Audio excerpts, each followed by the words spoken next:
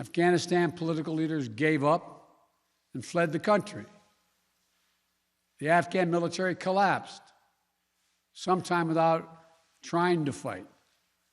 If anything, the developments of the past week reinforced that ending U.S. military involvement in Afghanistan now was the right decision.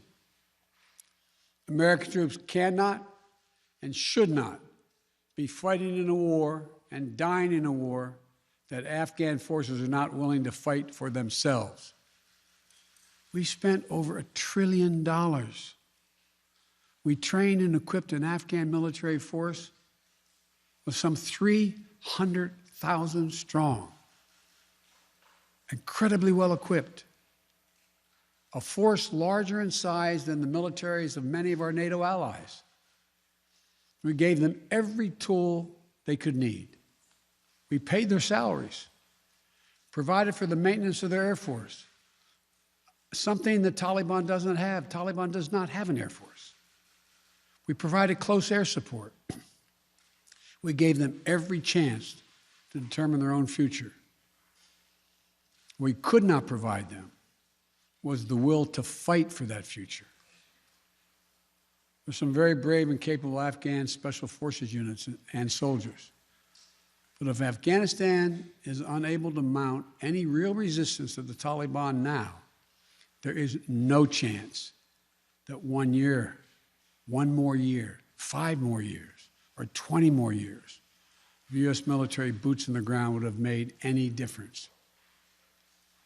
And here's what I believe to my core. It is wrong to order American troops to step up when Afghanistan's own armed forces would not.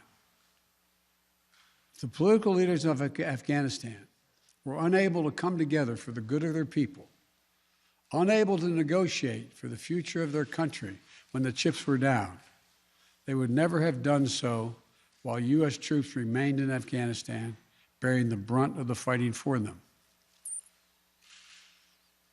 And our true strategic competitors, China and Russia, would love nothing more than the United States to continue to funnel billions of dollars in resources and attention into stabilizing Afghanistan indefinitely. When I hosted President Ghani and Chairman Abdullah at the White House in June, and again when I spoke by phone to Ghani in July, we had very frank conversations.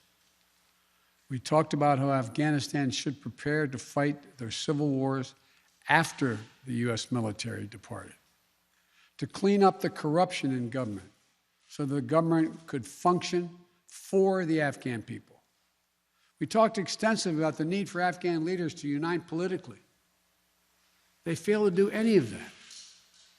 I also urged them to engage in diplomacy, to seek a political settlement with the Taliban. This advice was flatly refused.